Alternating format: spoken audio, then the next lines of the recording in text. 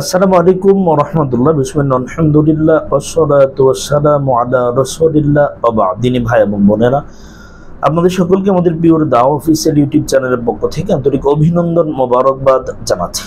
আজকে আমরা গুরুত্বপূর্ণ একটা বিষয় আপনাদের সাথে কয়েকটা পরামর্শ দেব।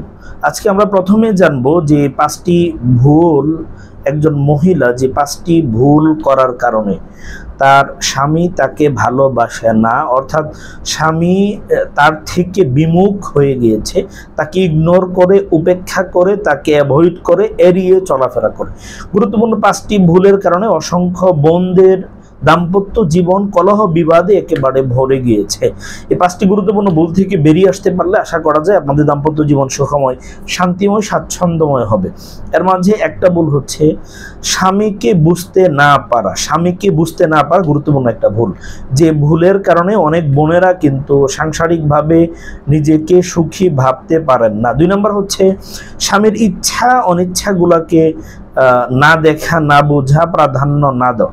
স্বামী আপনার কাছে কি চায়, কি চায় না, কোনটা পছন্দ করে, কোনটা অপছন্দ করে, পছন্দ অপছন্দগুলো আপনাকে জানতে হবে অবশ্যই, অন্যথায় আপনার দাম্পত্য জীবন সুখময় হবে না।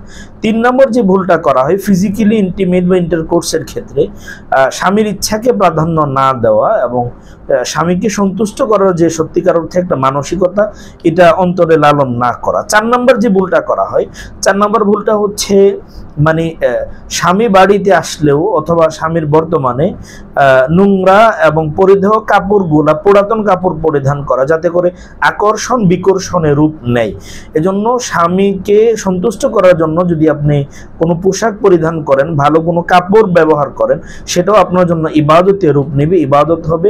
এজন্য আমরা এই ভুলগুলা করি। 5 নম্বর যে ভুলটা করা হয়, 5 নম্বর ভুলটা হচ্ছে আপনার যে স্বামী আপনাকে পরিপাটি দেখতে চায় কিন্তু আপনি অগোছালো ভাবে চলাফেরা করেন, এটা কখনো কাম্য নয়। স্বামীর জন্য সর্বোচ্চ পর্যায়ের সাজ সজ্জা যারা গ্রহণ করতে পারে তাদের দাম্পত্য জীবন কিন্তু ভালো এবং সুখময়, শান্তিময় হয়। এজন্য দিনী বোনেরা, আমরা কখনো ভুলেও এই 5টি কাজ আমরা করব না। এই 5টি কাজে কিন্তু আপনার দাম্পত্য জীবনে কিন্তু একেবারে অমানিসার অন্ধকারে আপনার দাম্পত্য জীবন ছেয়ে যাবে। কোনোভাবে আমরা এই কাজগুলো করব না। আল্লাহ তাআলা আমাদেরকে এই কাজগুলো থেকে বিরত থাকার তৌফিক দান করুন। আমিন।